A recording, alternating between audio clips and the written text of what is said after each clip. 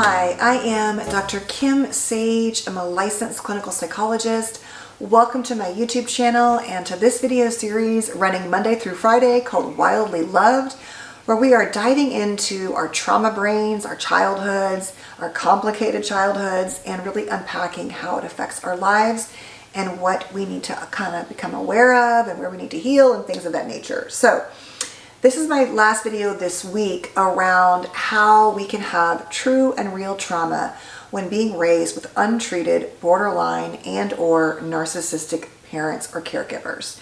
And that there's a certain kind of impact when you have parents who are either, let's say, emotionally unpredictable, who get angry or rage a lot, who are highly conditional, who are unavailable, who could be dissociated. It can really vary. There's a very wide picture within borderline, let alone within narcissism, let alone within the combinations. But I am going to be referring to two books today. One book is this book called Stop Caretaking the Borderline or Narcissist, How to End the Drama and Get On with Life. And then a book which many of you already know called Stop Walking on Eggshells. And all of those are on my website on drkimsage.com. Really quickly, if you're new here, please consider subscribing and clicking the bell, that little box you can check. And that way you'll get notified when I post new videos. And if you do believe that you were raised by parents who may have had some form of emotional immaturity, but also really looks like borderline or narcissism, please check out my courses down below. And they really are meant for you. They are, as I am someone who was raised by both of these disorders in parents and someone who has suffered a lot as a result of that, and someone who has become an expert and working with people in this field who have been the adult children of parents with borderline and narcissism. I truly just created a course and courses that were built around all of what I've known and learned and read about and worked with. And so if that's you, please check those out. And also if you just want to work on reparenting yourself and healing that little inner child that just needs your love, please check those out. There's also a free course. Okay, let's get into how and why we stay in the relationships with often the partners that we choose when we were raised by borderline or narcissistic type parents.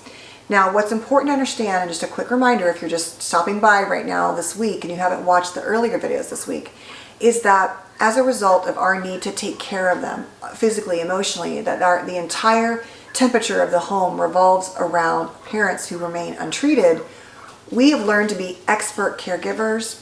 We've learned to be expert readers of emotion and hypervigilant and hyperintuitive. And we've learned to sacrifice our own needs, to avoid conflict, to focus on being perfect.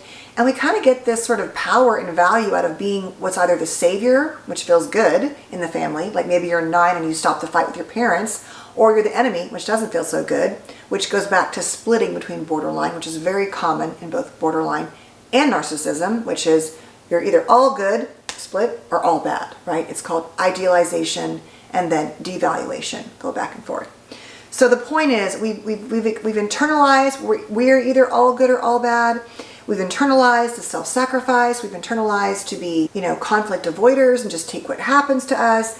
And so what do? We often end up choosing partners, no surprise, who feel like home. Now you will tell me and swear up and down 5 different ways, and I would have done the same, that they were nothing like the caregivers and parents I had. And then you wake up a few years into a relationship, maybe earlier, and when you start to, if you're in therapy, do the work, you often realize, oh my God, I feel a lot of the same feelings. It looks different, like the whole thing is different, but I feel lonely, I feel abandoned, I feel like I can't speak up for myself, I feel scared, I feel trapped, like whatever it is. And so in this book, they talk about this idea of fog, using the letters F for fear, O for obligation, and G for guilt. And so the fear part comes in is that when we were in childhood, the borderline and narcissistic individual who suffers often is very confusing, right? We're not really sure what to make of it. They're our parents, we love them, they can be scary, they're also our attachment figures. And so we've learned from the beginning of time that what we feel in our bodies, our nervous system, is unsafe, but we're not always unsafe. So maybe I feel unsafe in my body when my parents are raging at each other or at me, But other times we're walking through the mall and they're holding my hand and we're laughing, or we're at Disneyland having the best time ever. But when your parent is consistently, over time, emotionally unsafe, they yell a lot, they lose it, they fight with their spouse, they are conditional towards you, or they're not emotionally available very often, or they're physically absent, your body can never truly feel safe. And that becomes your internalized map that says, oh, that's attachment, right? This is how love is supposed to be. This is what it's supposed to look like. This is what I should expect or not. And that becomes kind of how we go out into the world. But we've already learned that there is a mismatch in our bodies between what really happens at home and what we want to believe is happening at home. So we kind of get used to that, right? It's like, okay, and I really believe this, and it's been unfortunate for me to learn the hard way. I'm still learning it, is that when you have highly borderline or narcissistic parents, you might find that if you step back and look at your friendships, sometimes you can see those qualities in your friendships, or that you're just naturally attracted to certain types of people, like not even like romantically, but just drawn to them, because there's this like texture, there's this feeling of people who have these disorders that kind of feels bigger than life. And it's like, but for us, that's just what our life looked like. And so it's kind of like a magnet thing sometimes. You can attract people in your life, certainly romantic partners, and also friendships and things of that nature, even colleagues that you like more than others. And in the beginning, it's like you can kind of like bond over your trauma, not trauma bonding, but just bond over your stories, or you just kind of feel like understood, because those of us who have trauma in childhood, I think we kind of speak a different language. It's just that sometimes if we're not as healthy or healed, that can be actually in the long run a not healthy combination for us. And so we have this fear all of the time, which has been living in our bodies. And that's why we're often hypervigilant, that these parents are often very unpredictable. Like they go from happy to sad to critical to loving, whatever it is, conditional, mad at me, not mad at me. And so fear is a friend for us, right? We're very aware of like, if I don't pay attention to what's going on, and don't mistake the fact that when you're a child, even if you're used to your parents fighting, it's fear, right? Have someone just start yelling at you right now and pay attention to what happens in your body. Like I'm tempted to do it right now, but I don't want to, you guys know I like to give you like a certain kind of vibe on my videos, but like think about just what happens with that. And by the way, I made a TikTok about this, but I had a connection the other day, is that when I'm around anybody, because we can't always avoid these people in our families that have really extreme emotional reactions, it triggers in me a panic and an anxiety that is like they're mad at me or conflictual, that makes me feel like I'm back in childhood and I'm trapped.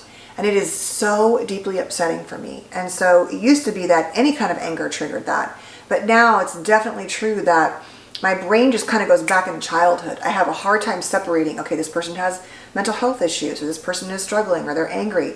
I go back in my body and I just want to escape as fast as I can. And so that fear is living there.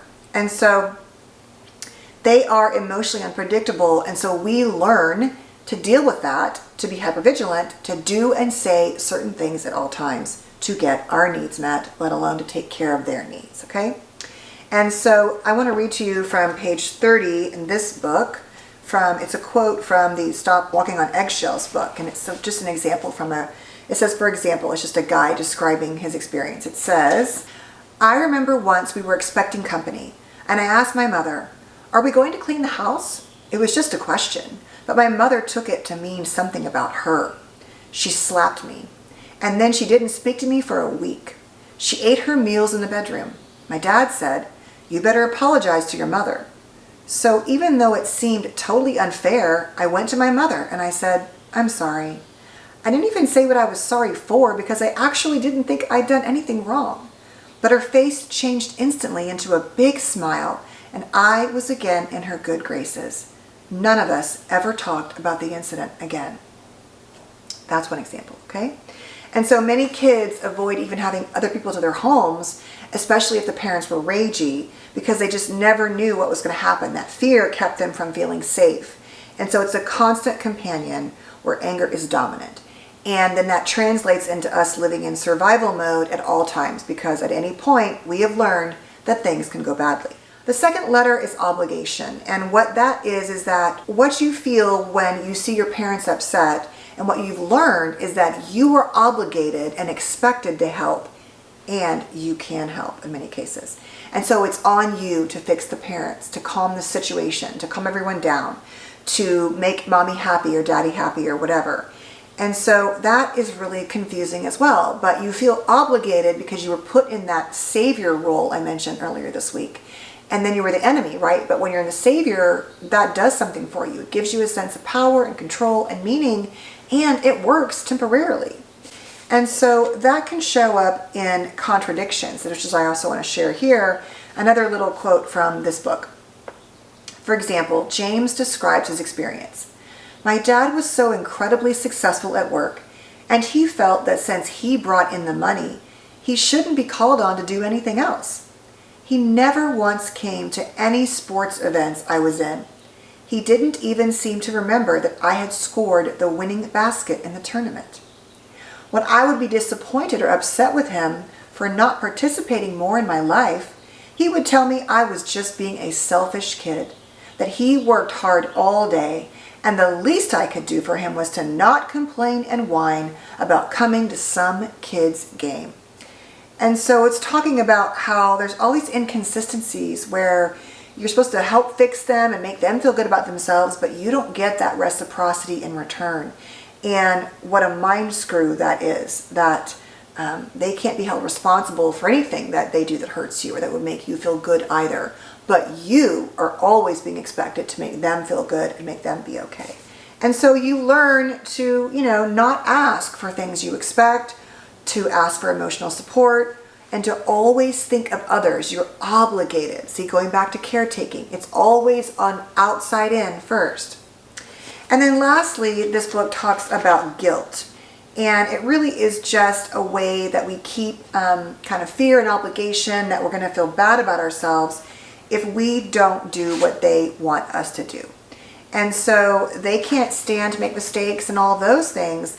And so it says that basically they might be overwhelmed, but no matter what happens, they are never responsible. It always goes back to us being responsible. And that somehow, makes us feel guilty or bad about ourselves. And it says here that, I just want to read this to you real quickly too, is that amazingly, it is because the BPNPs actually feel so totally anguished about any mistake that they cannot recognize or own their mistakes, for fear that all of their self-hatred will come to the forefront of their awareness.